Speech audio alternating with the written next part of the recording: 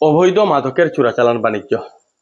আজ ধলাই থানা এলাকার ৩০৬ নম্বর শিলচর জাতীয় সড়কের সপ্তগ্রাম থেকে পুলিশ দুই ভাইকে আটক করে। তাদের ব্যবহৃত স্কুটি গাড়ির ডিক্কি থেকে উদ্ধার হয়েছে 40,000 ইয়াবা ট্যাবলেট। বলতে চাইছি, অবৈধ মাদকের চোরাচালান বাণিজ্যের সহিত যারা জড়িত তারা প্রতিনিয়ত নতুন কৌশল অবলম্বন করে তাদের পাচার বাণিজ্য চালিয়ে নিয়ে যাওয়ার চেষ্টা করে। আর পুলিশও সচেষ্ট রয়েছে। প্রতিনিয়ত উপত্যকার বিভিন্ন প্রান্ত থেকে অবৈধ মাদকের পাচার বাণিজ্যের সহিত যারা জড়িত তাদেরকে পাকড়াও করে পোড়া হচ্ছে হাজতে। তার বাইরেও কিন্তু অবৈধ মাদকের চোরাচালান বাণিজ্য বন্ধ হচ্ছে না। আমরা উল্লেখ করতে চাইছি, বর্তমান সময়ে আমাদের এত অঞ্চলের জন্য সব থেকে যেটা উদ্বেগের বিষয়, সব থেকে বেশি যেটা চিন্তার বিষয়, সেটা হচ্ছে মাদক। একদিন থেকে একদিন মাদকাসক্তি বাড়ছে। এই তো কিছুদিন আগে আমাদের এই অঞ্চলের একজন ফুটফুটে যুবক, যার বয়স 30 থেকে 32 বছর, 35 বছরের ভিতরে সে মারা যায়। তো এভাবে করে আজ আপনি মনে করছেন অন্যের বাচ্চা মরছে, আপনার কি সেটা উদ্বেগের? আজ অন্যের বাচ্চা মরছে, কাল আপনার ঘরে পৌঁছে যাবে। পুলিশ তার কাজ করছে, প্রতিনিয়ত মাদক ব্যবসায়ীদের পাকড়াও করছে। তার বাইরেও যদি সমাজ সচেতন না হয়, সমাজ যদি সেই সমস্ত অবৈধ মাদকের বিরুদ্ধে যতক্ষণ না পর্যন্ত রুখে দাঁড়াবে, ততক্ষণ পর্যন্ত সমাজ থেকে মাদক সম্পূর্ণ নির্মূল কোনো অবস্থাতে সম্ভব নয়। আমরা উল্লেখ করতে চাইছি, কারো আঙ্গুল ফুলে কলা গাছ আপনি দেখবেন আপনার পড়োশি বা আপনার এলাকার, তো আপনি আঙ্গুল ফুলে কলা গাছ হন, আমার কোনো ব্যক্তিগত শত্রুতা নেই, কিন্তু সমাজ যে আমাদের দেশ বা আমাদের যেটা যুব শক্তি সেটা সম্পূর্ণ ধ্বংস করে দেওয়ার বিদেশের যেটা চক্রান্ত, তারা চাইছে আমাদের যুব সমাজ সম্পূর্ণ ধ্বংস হয়ে যাক। তো সে চক্রান্ত কোনো অবস্থাতে মেনে নিতে পারি না।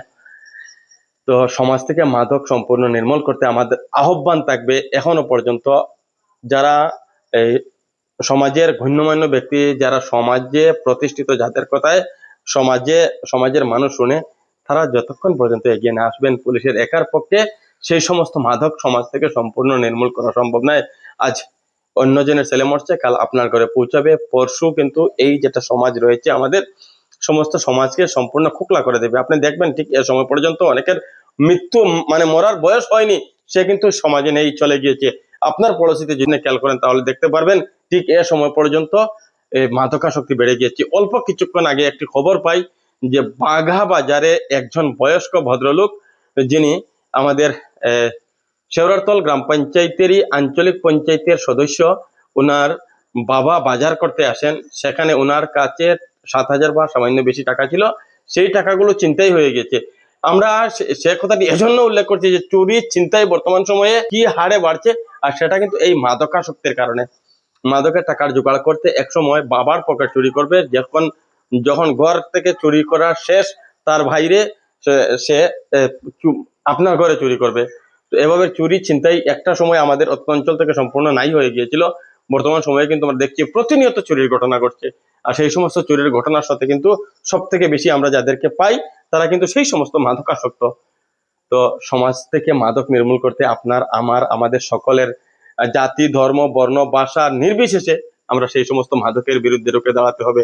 আমাদের অঞ্চল থেকে, আপনি আপনার অঞ্চল থেকে, আমরা যে যেখানে আছি সেই অঞ্চল থেকে মাদককে সম্পূর্ণ নির্মূল করতে হলে আপনার, আমাদের সকলের সচেষ্ট ভূমিকা প্রয়োজন।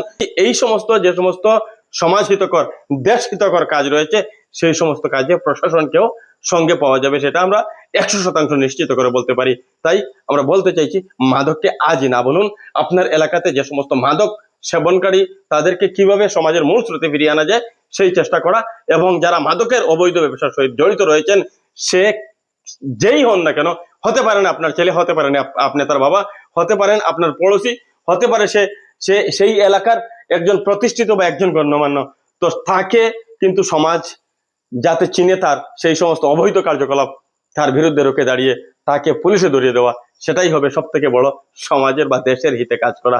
তো মাদক যারা ব্যবসার সাথে জড়িত রয়েছেন তাদেরকে পুলিশে ধরিয়ে দিন, পুলিশে খবর দিন সেই সমস্ত মাদক ব্যবসায়ীদেরকে, যাতে পুলিশ তাদেরকে ধরতে পারে।